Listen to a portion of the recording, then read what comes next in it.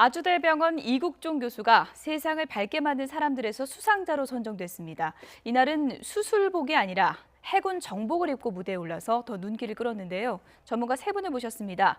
김용남 자유한국당 전 의원, 김근식 경남대 교수, 그리고 양지열 변호사 나오셨습니다. 어서 오세요. 네, 안녕하세요. 네, 아덴만의 영웅, 이번엔 해군 사랑이 화제입니다. 주제어 보시죠.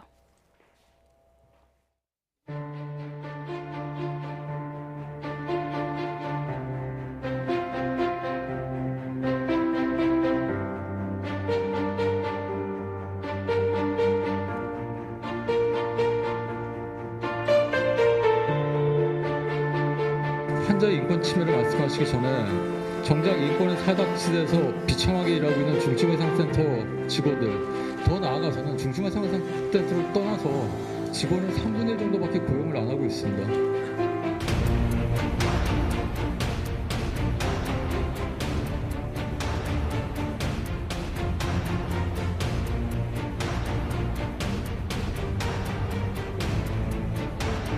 군에서 중요한 작전 회의가 있었습니다. 그래서 현역군과 같이 있다가 지금 참고하고 있는데 이렇게 늦게 왔는데도 선대주셔서 정말 감사드립니다.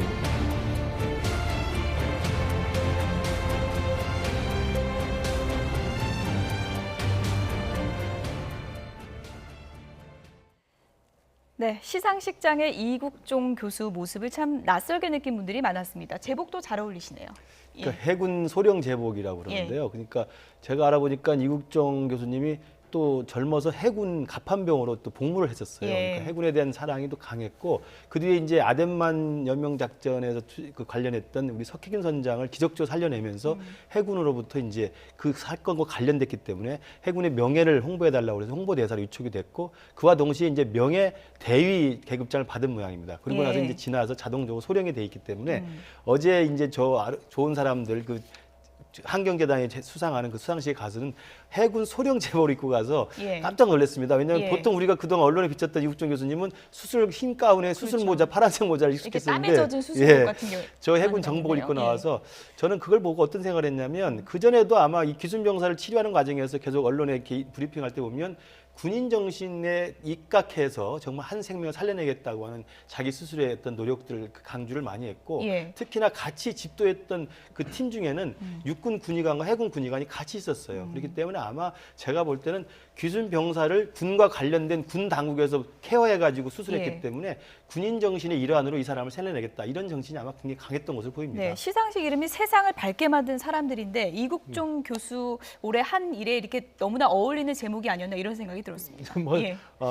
저게 단체의 이름인데 뭐 잘 어울리는 것 같습니다. 사실은 2년 전에 제가 그때 이제 국회에 있을 때 군 인권 개선 특위에서 이제 좀 활동을 했거든요. 그래서 사실은 중증 외상센터가 성남에 있는 국군 수도병원에도 있어야 되는 거 아니냐. 왜냐면 총기 사고가 혹시라도 나면 병사들이 이제 수도병원으로 헬기로 이송돼서 거기서 본격적인 치료를 받아야 되기 때문에 예산 지원을 그쪽으로 많이 해줘야 되는 거 아니냐 그랬는데 그때 막 논의를 하다가 그 수도병원하고 아주대병원하고 지리적으로 상당히 가깝거든요. 그래서 그러면 이쪽에 수도병원에 예산 지원이 많이 가면 아주대병원이 좀 적어지는 거 아니냐. 뭐 갑론을박하다가 그때 내린 결론이 이국종 교수가 계신 아주대병원에 몰아주겠다. 몰아주는 게 낫겠다. 뭐 이렇게 결론을 내린 적도 있거든요. 일종의 뭐 어떻게 보면 스타 파워죠. 이국종 교수님하고 또 인연이 또 있으시네요. 그런 식으로. 아니 제가 또 지역구하고 수원이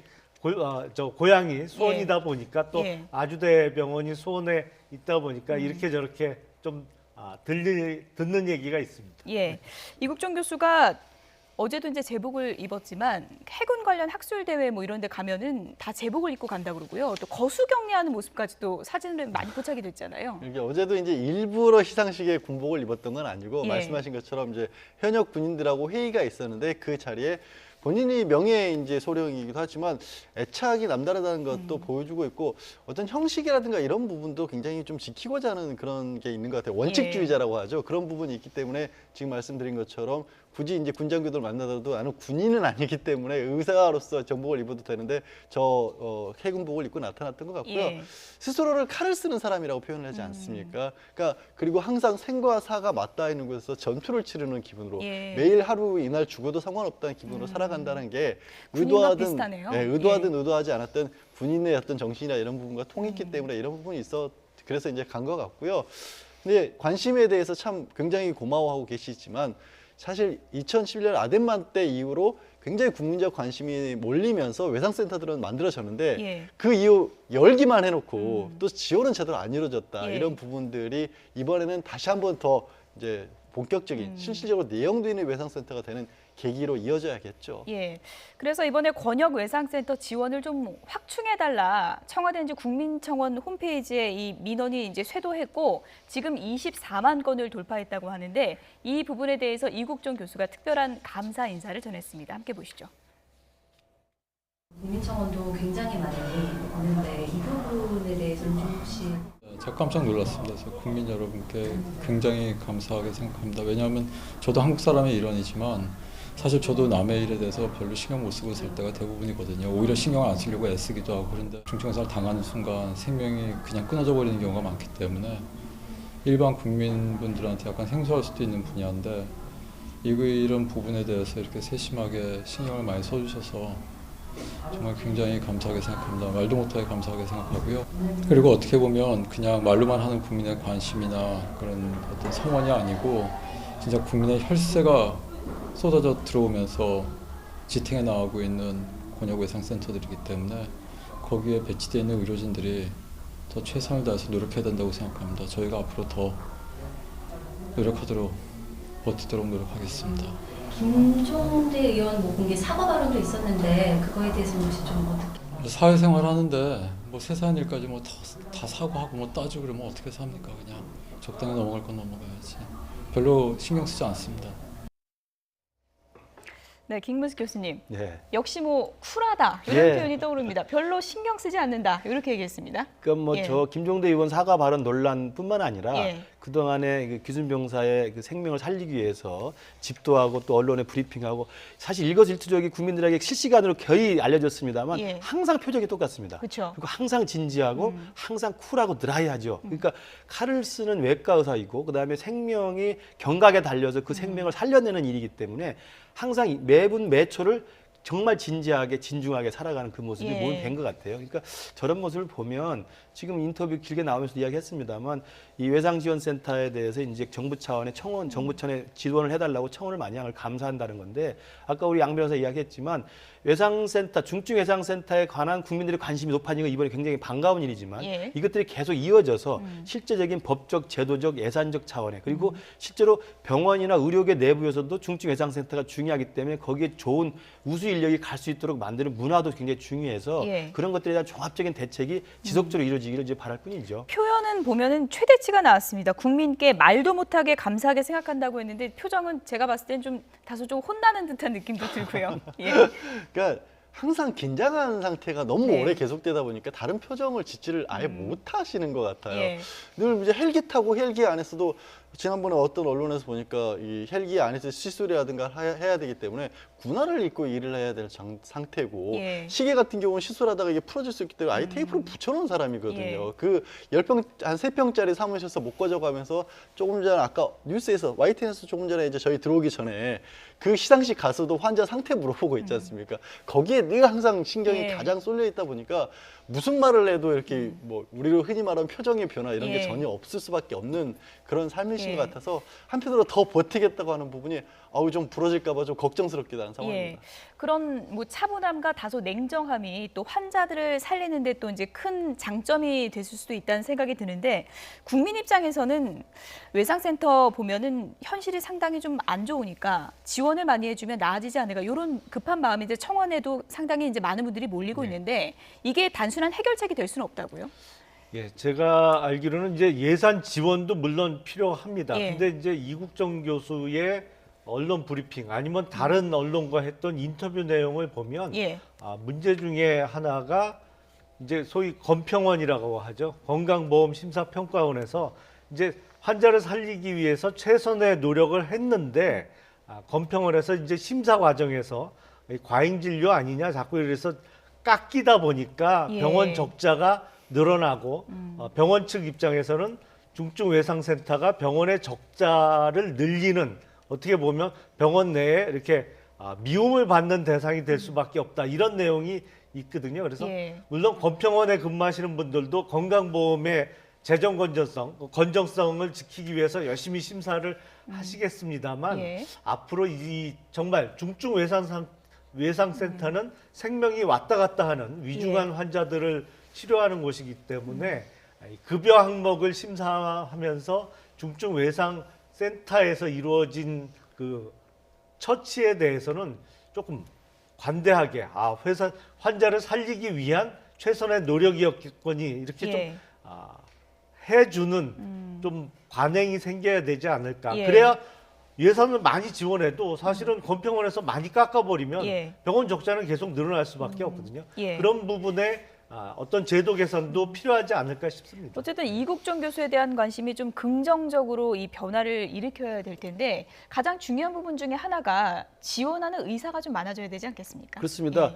이제 그 석혜균 선장 살린 다음에 중증외상센터는 국민적 관심이 한 일시에 폭발을 했고 예. 그 이후에 정부 차원에서 예산 지원이 대거 들어가서 사실은 지금 광역권별로는 다 외상센터가 지금 예. 개소가 돼 있는 상태입니다. 그렇지만 외상센터가 만들어져서 문은 열어져 있지만 원활하게 지금 활용이 안 되고 있거든요. 실제로 거기에 투자된 인건비를 쓸 수 없을 정도로 거기를 지원하는 의사 인력이 없다는 거예요. 실제로 지금 이국종 교수가 묵는 데에도 사실 간호 인력도 부족하고 또 의사 인력도 부족해서 사실은 군의관들이 대거 투입돼서 이런 위급한 예. 상황 수술을 같이 하거든요. 그러니까 왜냐하면 당연히 의대 졸업한 인턴 레지던트 입장에서는 지금 이국종 교수의 삶을 보고 얼굴을 봅니다만 얼마나 피곤하고 치열하고 신중하고 예. 엄중한 삶이겠습니까? 그런 삶을 택하는 의사들이 얼마나 있겠습니까? 그러니까 아까 우리 김 의원님 말씀대로 건평원에서 이 중증외상센터에서 처치된 어떤 진료 행위에 대한 조금 더 제도적인 보장 장치가 예. 있고 플러스 의료계 내에서도 정말 사람의 생명을 살리고 정말 사람의 생명을 소중히 여긴다고 하는 이 중증외상센터에 지원하는 인력에 대한 어떤 예. 인센티브라고 할까요?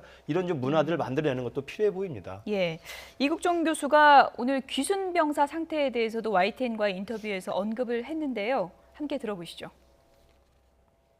환자 최근 상태는 어떤지. 굉장히 빠른 속도로 회복이 됐지만 환자분이 원래 가지고 계시던 기저질환도 있고 조금씩 한 단계씩 밟아서 올라가고 있습니다. 그 총알이 인체를 손상시킨 그 부위가 내부장기를 관통하면서 각도가 굉장히 안 좋게 들어갔기 때문에 내부장기 손상을 더 크게 치명적으로 일으켰던 것 같습니다. 호흡기뿐만이 아니라 이 사지 관통했던 총알 같은 경우에도 그 주위에 이제 신경하고 혈관 그리고 근육, 근골격계 손상을 보통 동반을 많이 하기 때문에 그런 거에 대해서 지금 고도의 주의를 요하고 있습니다. 한국 사회 얘기를 할 때 그런 거를 좀 많이 알고 있던가요? 뜻밖의 굉장히 많이 한국에서 있는 여러 가지 드라마라든가 영화 같은 것도 접한 적이 있는 것 같고요. 뿐만 아니라 그 미국에서 제작됐던 여러 가지 영화나 아니면 뭐 드라마, TV 드라마 같은 것도 많이 본 것 같습니다. 그 자막을 이용해서 봤다고 하고요. 네, 귀순 병사 상태가 지금 빠르게 호전되고 있고 지금 앉아서 식사를 할 수 있는 정도라고 해요. 지금 이국종 교수 얘기 들어보니까 20대 청년, 평범한 20대 청년 같이 뭐 한국 드라마도 많이 좋아하고 미드까지 본다고 그러죠? 지금 귀순했던 태영호 그 북한 공사가 예. 한 얘기가 있죠. 북한에서는 이제 콧구멍 카드라고 부르는 그러니까 스마트폰에 직접 볼 수는 없으니까 예전처럼 비디오, CD 이런 거는 압수돼서 걸리는데 예. 이 스마트폰에 SD 카드를 넣어서 보고 있다가 이거는 이제 검색을 하면 코에 찔러넣어서 감춘다 그래서 콧구멍 카드라고 예. 북한에서 불린다면서 그걸로 미국 드라마까지 다 돌려본다는 거예요. 그러면서 한 얘기가 이런 어떤 문화 콘텐츠들을 많이 집어넣으면 집어넣을수록 통일도 빨라지고 북한 시스템이 붕괴되는데 오히려 가장 효과적일 거라는 얘기를 했거든요. 예. 사실 지난 독일의 통일 과정에서도 가장 1등 공신에 베를린 내에서 전파가 다 넘어가서 서독 TV를 동독 주민들도 보기 때문에 예. 주민들의 삶을 너무 잘하니까 그 체제를 못 견뎠다라는 겁니다. 예. 사실 보면은 이 귀순한 병사 같은 경우도 법을 공부하고 싶다라는 얘기를 했다라는 그렇죠. 게 이게 북한은 법이 없는 데잖아요. 사법 체계라는 게 없는데 이게 미국 드라마를 봐도 그렇고 한국 드라마를 봐도 그렇고 원칙과 법에 따라 사회가 이루어진다는 게 동경을 만들었던 것으로 보여요. 그래서 지금 뭐 태영호 공사 얘기를 들은 얘기도 이런 부분에 있어서 우리 정부도 신경을 좀 쓰는 게 필요할 것 같다. 정말 큰 도움이 되는 것 같다라는 거죠. 워낙에 이번 사안이 관심을 갖다 보니까 지금까지 귀순 병사에 대해서 우리가 일거수일투족 이렇게 관심을 가졌던 적이 없잖아요. 그렇죠. 예. 근데 워낙 그 과정 자체가 진짜 영화보다 더 영화 같지 않습니까?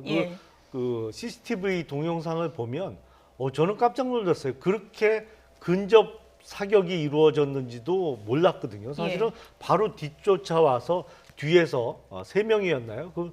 바로 뒤에서 사격을 했고 사실 몸에 맞은 총알만 해도 여러 발임에도 불구하고 정말 자유를 향해서 넘어오겠다는 또 자유를 찾아서 꼭 남한으로 넘어가겠다는 그 의지가 정말 강했기 때문에 그 여러 발의 총알 세례를 받고도 살아남았던 것으로 보입니다. 그만큼 뭐 이제 좀 더 건강이 좋아져서 정말 국민들 앞에 설 날이 온다면 더 많은 북한의 생생한 참혹상을 전해줄 수 있지 않을까 싶습니다. 예.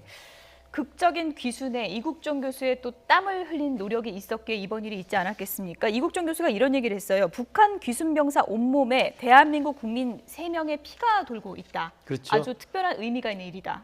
수혈을 해서 12,000cc의 이 피를 수혈을 받았다는 것이고 그러면서 하는 말씀이 깨어나서 건강해지면 대한민국에 세금 많이 내라. 그게 바로 혈세다.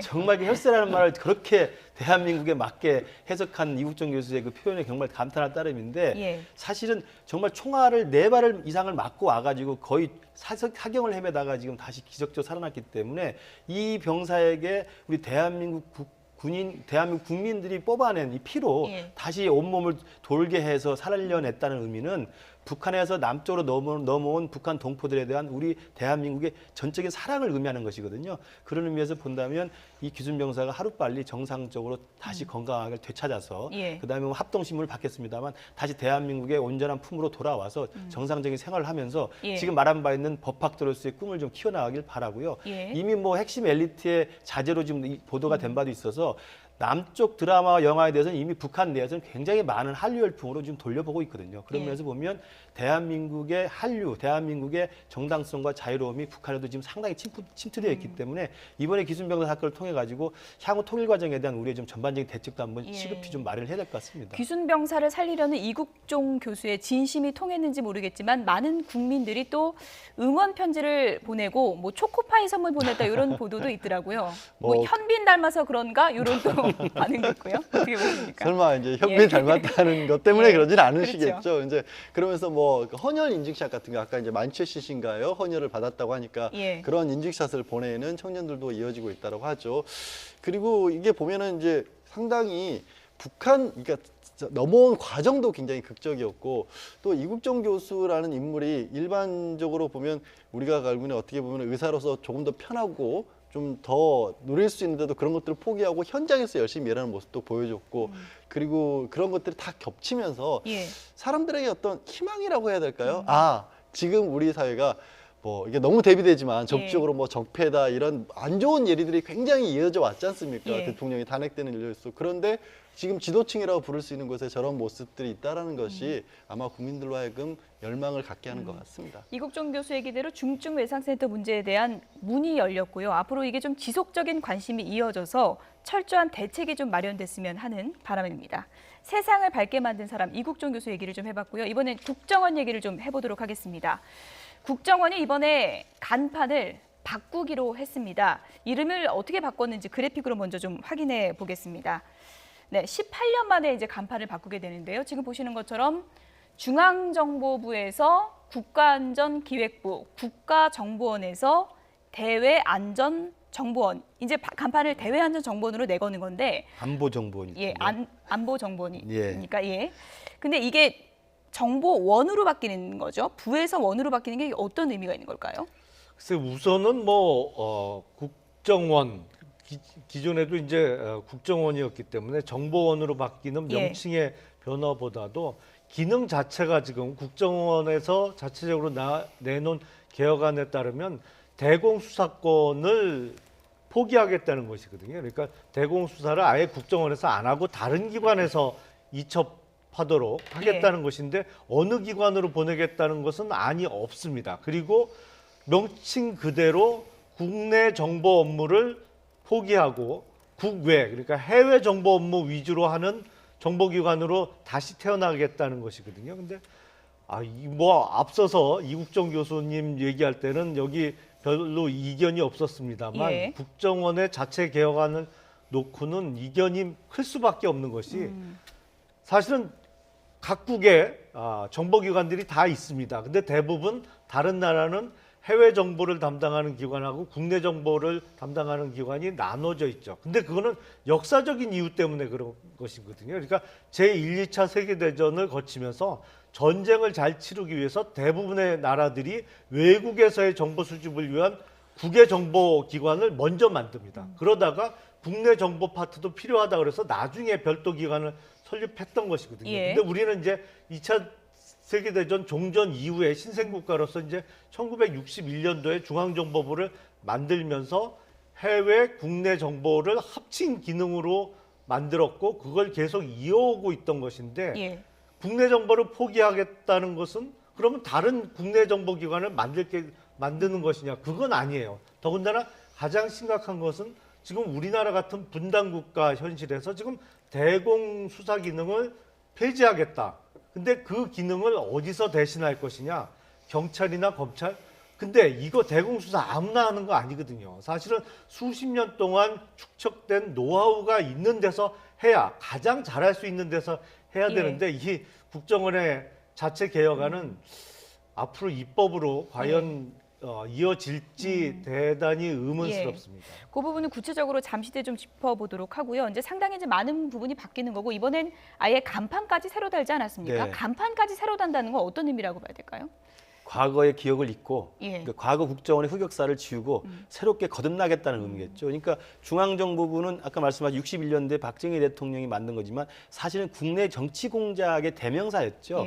그 중앙정부에 안 좋은 흑역사가 있었기 때문에 이제 80년대 안전기획부를 만들었습니다. 거기에는 이제 대공 업무하고 해외 업무도 포함이 됐던 것이지만 여전히 안기부도 사실은 국내 공작이라든지 인권 탄압의 흑역사가 있었고 이게 김대중 정부에 와서 이제 모든 그 과거의 국정원의 안 좋은 역사를 새롭게 정리한다는 의미에서 국가 정보원이고 영어로도 사실은 내셔널 인텔리전스 서비스라고 해서 대민 서비스 기관으로서 위상을 만들었던 거예요.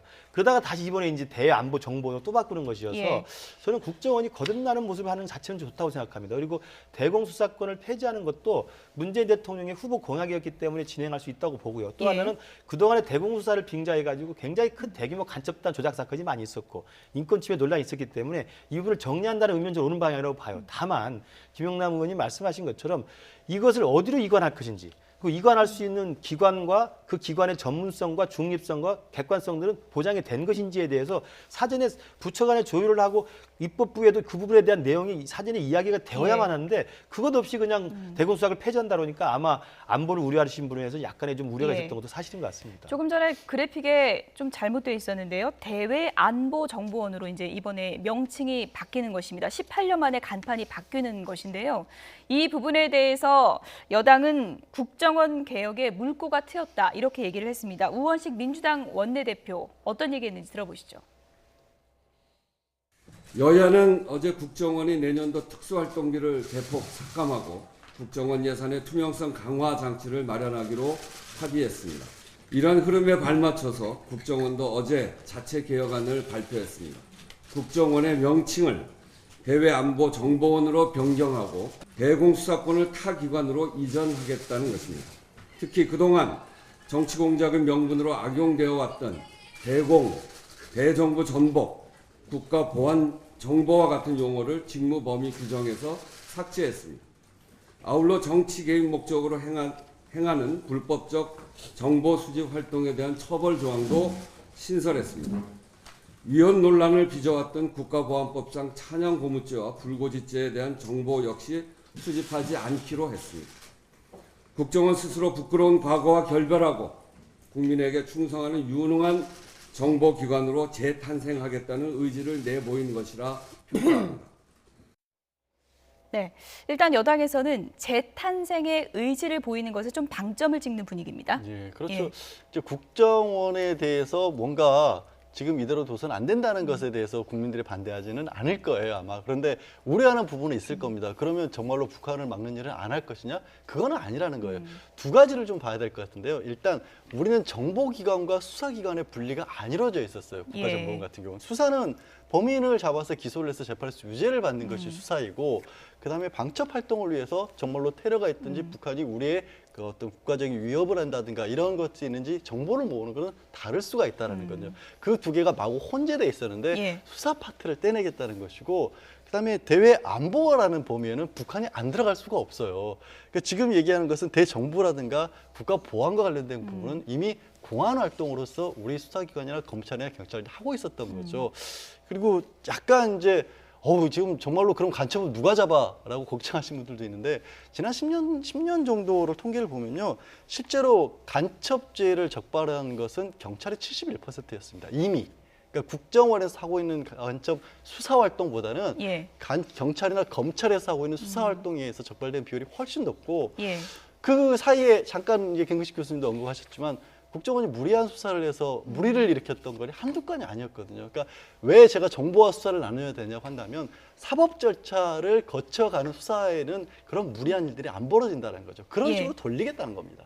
정보와 수사를 나눠야 된다라는 주장인데요. 이 부분에 대해서 어떻게 반박하시겠습니까?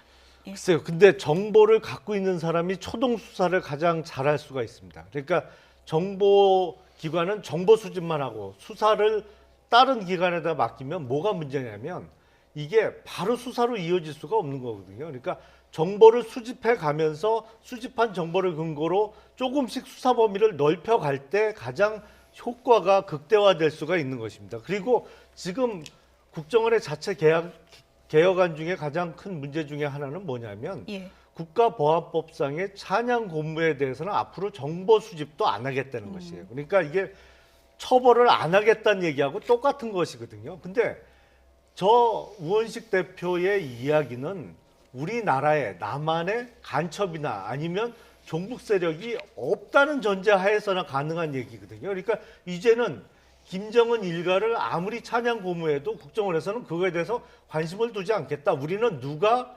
찬양하고 고무 활동을 하는지에 대해서는 아예 정보 수집 활동도 안 하겠다는 선언이거든요. 이건 심각한 문제입니다. 예, 당장 보수 야당에서는 이렇게 되면 간첩은 누가 잡냐 이렇게 반박하고 있습니다. 들어보시죠. 간첩 수사는 누가 하는 것인지도 지금 불명확하게 나와 있습니다. 간첩 수사는 포기하겠다는 것인지, 이것이 문재인 정권의 이 북한에 대한 기조인지 묻지 않을 수 없습니다. 국정원이 직무 범위에서 국내 보안 정보와 대정부 전복 개념을 삭제하고 대공 수사권을 다른 기관으로 이관하거나 폐지하는 것은 저는 대공 방첩 기관으로서의 고유 업무를 포기하는 것이다. 정말 소는 누가 키우나라는 말이 있듯이 대공 수사권을 폐지하면 간첩은, 테러범은 누가 잡겠습니까? 이 국정원의 문제는 국내 정치에 개입하고 특수활동비를 전용하는 이런 정치 개입과 부패의 문제였는데, 이 문제를 개혁하라고 국정원의 개혁 TF를 만들었는데 엉뚱하게도 대공 수사권을 스스로 폐기하겠다, 이런 이 대책이라고 내놓았습니다. 진단과 처방이 완전히 다른 이런 이야기고, 이럴 바에는 차라리 국정원을 왜 두느냐, 국정원의 존재 이유를 의심하지 않을 수 없습니다. 보수 야당의 질문은 간첩은 그럼 앞으로 누가 잡느냐 이 부분인데, 국정원 개혁안에 나와 있는 건가요? 개혁안에는 대공 수사권을 폐지해서 이관한다라고만 돼 있기 때문에 저런 이제 불안감이 충분히 나올 수 있다고 생각합니다. 그러니까 사실은 저 국정원의 개혁 방향이 과거의 국정원의 안 좋은 역사를 정리한다는 의미에서 새로운 출발에서는 옳은 방향이라고 제가 말씀드렸습니다만, 저 방향을 발표할 때는 그럼 대공 수사권이 어디로 옮겨질 것인가에 대한 국민적인 어떤 공론화 작업이나 여야 예. 간의 일정한 좀 조율을 거쳐서 정부 차원의 대안을 가지고 이야기를 했어야 되거든요. 제가 생각한다면 만약에 미국의 CIA와 FBI가 분리되어 있는 것처럼 예. CIA는 해외 공작과 해외 정보, 해외 테러 정보를 이제 입수하는 것이고 FBI는 연방 수사국이기 때문에 연방 내 반국가 테러 활동들 정보를 수집해서 수사를 하는 데거든요. 그러니까 그런 식으로 좀 나눠서 본래 문재인 대통령 후보 시절의 공약에는 그게 나와 있습니다. 국가경찰 산하에 안보 정보국을 만들겠다는 것이었거든요. 그러면 그런 내용들이 안을 가지고 이야기하면 되는데 그게 안 되니까 당연히 보수야당 쪽에서는 그러면 간첩은 누가 잡느냐는 당연히 볼멘 소리가 나오고요. 예. 또 하나는 타이밍상으로도 저 국정원 개혁안을 발표한 날이 바로 김정은이 화성 15형을 쏘아서 워싱턴까지 쏘아 올리겠다는 그걸 과시한 날 아니겠습니까? 그래서 저는 민주당에서 국정원 개혁안을 뭐 오른발로 간다는 고민은 좋겠습니다만 조금 더 국민의 우려를 좀 불식시켜 가면서 하는 노력들이 좀 있었으면 좋지 않았겠나 생각합니다. 당장 공안통 황교안 전 국무총리가 SNS를 통해서 일침을 날렸습니다. 이런 얘기를 했는데 들어보시죠. 함께 보시죠. 대공수사가 무엇인가? 나라를 지키는 수사 아닙니까? 대공수사 포기하면 누가 간첩을 잡습니까? 그동안 1심의 간첩, 왕재산, 이석기 내란 사건 등 많은 성과가 있었는데 좀 공도 봐야 된다 이런 주장이고요. 그리고 나라를 지키는 일에 경솔한 판단을 해서는 안 된다라고 썼습니다. 네, 한국당 의원들도 또 SNS에 글을 많이 남겼는데요. 정진석 의원은 북한이 탄도미사일 쏘아 올린 날에 문재인 정부가 국정원의 무장해제를 선언했다. 이렇게 주장을 했고요. 김진태 의원, 내가 있는 한 절대 이거 안 된다라고 반발을 했습니다. 그러니까 이 내용이 지금 한국당 의원들이 이렇게 반발을 하고 있는 상황에서 국회를 통과하는 게 또 중요한 과제 아니겠습니까? 어떻게 보십니까? 일단은 국정원을 다루는 국회 상임위는 이제 정보위원회죠. 정보위원회의 위원장은 자유한국당 소속입니다. 그리고 정보위를 거치면 모든 법안이 이제 법사위를 거쳐야 되니까요. 근데 법제사법위원회 위원장도 권성동 의원이고 한국당 소속이죠. 그러니까 이게 과연 본회의까지 갈 수 있느냐가 대단히 의문스럽습니다. 그리고 만약에 이제 뭐 그거를 신속 처리 안건으로 지정하더라도 약 13개월 정도가 걸리고요. 그래서 글쎄요, 이거 뭐 이번 정기국회 처리는 대단히 힘들 것 같고요. 그리고 이 국정원의 자체 개혁안 자체가 적어도 자유한국당과 민주당을 제외한 다른 야당 중에 상당수는 받아들이기 어려운 내용으로 보입니다. 예, 간략하게요. 국정원을 개혁해야 한다는 거는 뭐 국민 모두가 찬성하는 바지만 대안에 대한 설명이 조금 부족했던 거 아닌가 이런 또 비판도 많이 나오고 있는데 어떻게 좀 이거 절충점을 찾아야 될까요? 그러니까 민주당에서 설명이 좀 필요할 것 같아요. 말씀드린 것처럼 정보와 수집이라는 게 분리될 필요도 있고요. 지금 일부 이제 야권 의원들 같은 경우는 뭐 국내에 수만 명의 간첩이 있다는 식으로 얘기를 하고 있고, 그러니까 과거에 간첩들이라고 하는 존재에 의해서 정부가 좌지우지되고 국가가 흔들리던 시대와 지금 김정은이 로켓을 쏘는 것과는 좀 다른 차원의 문제인데 그 부분까지 포기하겠다는 건 아니거든요. 근데 그런 부분을 좀 명확하게 좀 구분을 해서 설명을 해주면 국민들의 불안감이 좀 덜하지 않을까 싶습니다. 조금 전에 이 문제에 대한 우원식 원내대표 얘기를 저희가 좀 들어봤는데 요즘 여당 대표 추다르크 추미애 대표가 상당히 동분서주입니다. 오늘은 또 어디로 갔을까요? 화면 보시죠.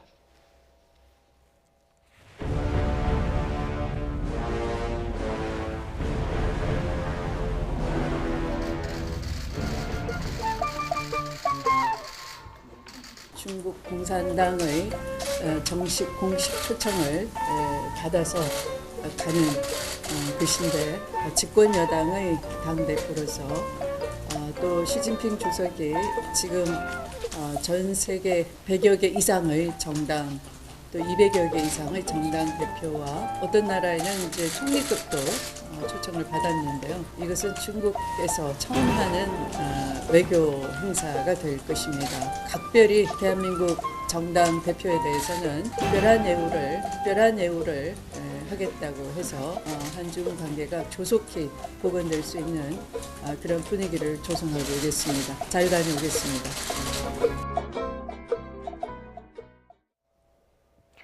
중국을 방문한 추미애 대표, 각별한 예우라고 본인이 또 자칭 홍보를 했습니다. 이번 중국 방문은 어떤 의미로 봐야 될까요? 뭐 집권여당 대표가 의원 외교 또는 정당 외교를 하는 건 뭐 말릴 수 없는 거고요. 뭐 적극 지지해야 될 일입니다. 그리고 최근에 또 추미애 대표는 미국도 가서 사실은 뭐 방미를 통해 가지고 한미 관계 복원과 북핵 문제 협의를 하고 왔는데요. 사실은 외교 안보는 사실 정책 결정과 정책의 지평은 정부가 하는 것이죠. 그다음에 의회나 국회의원은 사실 그 분위기를 좀 맞춰주고 조성하는 환경 조성의 분위기가 있기 때문에 아마도 추미애 대표가 중국에 갔다고 그래서 어제 도발한 북한의 어떤 미사일 발사의 문제라든지 북핵 문제에 대해서 어떤 중국의 어떤 양보라든지 어떤 중요한 합의를 도출할 것 같지는 않고요. 금방 스스로 말씀하신 것처럼 전국에 있는 전 세계의 정당 대표들 다 초청한 자리이기 때문에 그중에 한 분으로 가셔서 아마 시진핑 주석과의 면담도 예정이 돼 있다고 하니까 아마 한중 간에 그동안의 사드 봉합에 관한 문제, 그다음에 사드 이후의 한중 관계 정상화 문제, 더 나아가서는 북핵 문제에 대한 해결 방향에 대해서 아마 원만하고 일반적인 이야기를 하고 오지 않을까 싶습니다. 일단 성과가 있길 바랍니다만 너무 큰 성과는 기대하지 않으셔도 될 것 같습니다. 오늘 뭐 대표 오찬에서는 북한에 대한 강경 발언이 있었습니다. 중국에서는 아직도 북한에 대해서 온정적인 기미가 있는데 북한이 오판하지 않도록 지금은 중국의 회초리가 필요하다. 이렇게 단호하게 얘기를 했습니다. 글쎄요. 근데 지금 뭐 민주당의 추 대표는 회초리 얘기를 했습니다만 지금 집권 여당이나 정부의 태도를 보면 우리가 지금 중국에게 회초리를 들겠다고 얘기할 수 있는 상황인가요? 지금 외교 정책과 관련해서도 소위 얘기하는 3불1한. 그러니까 우리가 세 가지를 포기하고 또 일하는 사드 레이더의 범위까지 뭐 좁히는 것까지 지금 중국에 거의 끌려다니다시피 하고 있는데 그 추미애 대표께서 호기 있게 무슨 회초리 언급은 했습니다만 기존에 보여줬던 모습이나 아니면 현실성하고는 좀 거리가 멀어 보입니다. 어쨌든 추미애 대표가 뭐 중국 방문을 일부러 북한의 도발에 맞춘 건 아니지만 본인이 이제 시점을 생각해 보니까 내가 적시타를 쳤다 이렇게 또 자평을 했습니다. 뭐 마침 가서 아무래도 얘기 자체를 꺼낼 수 있는 분위기는 조성이 됐다는 측면이 있을 것 같고요. 뭐 여러분들이 지적을 했었고 사실 이번에 어떤 만남은 시진핑 주석이 자기 장기 집권의 체제를 구축하면서 대외적으로 그걸 알리는 측면이 더 강하긴 하거든요. 그런데 이제 집권 여당으로 살 일이 없는 건 아닙니다. 이제 사드 배치와 관련해서 오랜 논란을 어떻게든 마무리 지은 지가 얼마 안 됐고 또 시진핑 주석으로서는 사드 배치에 굉장히 민감하게 나왔던 이유 중에 하나가 본인이 말씀드렸던 장기 집권하는 데 있어서 중국 내 여론이 좋지 않게 작용할 것을 굉장히 걱정했던 부분도 있거든요. 그런 부분이 이제 집권 이후에 해결이 된 거기 때문에 앞으로 한국이 여당으로서 청와대의 방침에 대해서 적극적으로 협조해 나가겠다라는 정도의 의사를 전달해 주는 것만으로도 중국과의 관계 자체를 돈독히 하는 데는 굉장히 도움이 될 겁니다. 어쨌든 여당 대표가 시진핑 주석을 만난다는 것은 이 시점상 상당히 좀 중요한 의미를 갖게 될 것 같고요. 시점이 적시타라고 추미애 대표가 이제 자평을 했는데 내용도 좀 적시타가 되기를 좀 기대해 보도록 하겠습니다. 끝으로 박수진 씨 얘기를 좀 해보도록 하겠습니다. 연예인 박수진 씨가 지금 연예인 특혜 논란에 휩싸였습니다. 내용을 보면은 인큐베이터 새치기다 이런 얘기더라고요. 그러니까 무슨 얘기냐면 처음에는 내부에 들어가서 이제 조산아들이 있는 곳에 들어가서 수유를 한다거나 아니면 할아버지 할머니가 들어간다거나 심지어 뭐 매니저까지 들어갔다 이런 얘기까지 나왔는데 이거는 뭐 사실이 아니다라는 식으로 해명을 하고 조금 사실이 아닌 부분도 있고 일부에 대해서 부적절한 행동이 있었다라는 것을 사과를 했었는데 그래서 넘어갈 줄 알았더니 그때 같이 있었다고 하는 산모들로부터 다른 얘기들이 막 쏟아져 나온 거예요. 뭐냐면 원래 이제 그 병동 같은 경우에도 조산아들도 단계가 좀 많이 다르기 때문에 상태가 나아진 경우에는 좀 옮겨가는데 박수진 씨, 그러니까 배용주 씨, 박수진 씨의 아이 같은 경우에는 끝날 때까지 가장 그 위중한 아이들을 보호하는 시설에 머물러 있었다는 겁니다. A셀 구역이라고 그러죠. A셀 구역이라고 A부터 F까지 있더라고요. 그러니까 6단계로 나누는 건데 그러면 이것도 굉장히 유혹이고 지금 화면에 나가는 것처럼 그 속에 있는 바람에 다른 아이들은 정말 위중한 상태인데 실제로 저기서 이제 안타깝게도 밖으로 못 나가는 아이들도 있는데 저기서 울음소리를 터뜨릴 정도로 건강하게 있을 때까지 저기에 머물렀다라면 이거는 정말 대단한 특혜가 아니냐라는 얘기들이 좀 나오고 있는 겁니다. 뭐 연예인 특혜가 뭐 어제 오늘 일도 아니고 여러 곳에서 이런 논란이 벌어진 적이 있지만 이 신생아실, 그것도 A셀이라고 하는 것은 아기의 좀 생명까지 좌우할 수 있는 곳이기 때문에 상당히 좀 민감한 얘기가 된 것 같아요. 그러니까 조수가로서 이제 일찍 나온 신생아기 때문에 특별한 관리를 위해서 이제 인큐베이터에도 보호를 하는 건데 위중한 상태에 따라서 환자에 대한 의사들의 처방이 더욱더 긴밀히 요구되는 상황이지 않습니까? 예. 그렇다고 한다면 굉장히 목숨에 위중한 상황에서 A셀에 있어야 될 애가 있는데 만약에 박수진 씨가 그것이 아니라 자기가 애를 거기에 계속 보관하고 데리고 있음으로 해서 A셀이 들어오는 애기가 못 들어왔다고 한다면 이거 사실은 굉장히 큰 논란이 될 수 있는 거거든요. 예. 저는 그렇기 때문에 사실관계를 확인해 봐야 되겠습니다만 만약 그것이 사실이라고 한다면 박수진 씨가 1차 때처럼 자필로 해명을 하지 않았습니까? 그렇죠. 두 번째 이야기된 논란에 대해서도 제가 볼 땐 신속한 시일 내에 자신 스스로가 자필로서든 아니면 스스로든 해명을 해서 국민 여러분들의 좀 이 의혹에 대해 좀 불식을 시켜주는 게 필요할 것 같고요. 예. 또 하나는 좀 병원 측의 해명도 좀 석연치 않은 게 있다고 보는데 예. 첫 번째 논란이 났을 때 뭐 부모님들이 면회를 왔다는 부분에 대해서 병원 측 해명이 그 문제를 제기했던 그 환자분도 부모님이 면회를 왔었다, 조부모가. 그런데 그 환자분 해명은 그 조부모는 그 아이가 죽게 생겨서 사망 전에 얼굴이라도 보라고 들어왔다는 거 아니겠습니까? 그러니까 저는 삼성병원 측의 그런 해명도 썩 석연치 않고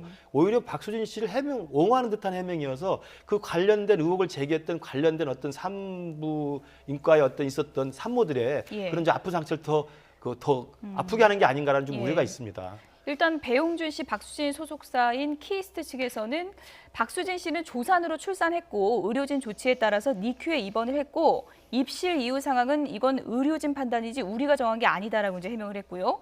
그리고 이제 병원 측에서는 명확한 해명을 내놓지 않고 있는 그런 상황이에요. 그래서 저는 이 사건과 관련해서 정확한 예. 사실관계는 잘 모르겠습니다만 저는 좀 이런 사건을 보면서 우리 사회에 정말 사회적 신뢰가 많이 무너졌다라는 생각을 할 수밖에 없습니다. 이거 대형 병원이잖아요. 그렇죠. 그리고 환자가 어디에 어느 병실에 들어가서 어떤 치료를 받을지는 전적으로 의료진의 판단인데 지금 이런 게 소식이 알려지면서 많은 대중들은 소위 아주 유명한 연예인이라 환자 상태와는 상관없이 아주 위중한 아이들만 들어갈 수 있는 데에 들어가서 치료를 받았다라고 예. 지금 의문이 예. 증폭되고 있는 건데 그렇게 되면 이제 기본적으로 병원 내지는 의료인에 대한 신뢰도 없다는 얘기고 물론 사실관계를 확인해 봐야겠습니다만 예. 또 하나 좀 안 좋은 것이 본의 아니게 배용준 씨하고 박수진 씨 아이가 조산으로 태어났다는 것을 온 국민이 또 알게 됐어요. 약간 프라이버시의 문제도 생기고 하여튼 사회적 신뢰 회복이 시급하다는 생각이 예. 듭니다. 이런저런 의혹이 사실 확인 없이 퍼지는 것도 좀 문제가 있지만 또 공인이기 때문에 이런 논란이 불거졌을 때 좀 책임 있는 해명을 하는 게 중요하지 않을까 그런 생각이 듭니다. 김용남 자유한국당 전 의원, 김근식 경남대 교수 그리고 양지열 변호사 세 분이었습니다. 고맙습니다. 고맙습니다.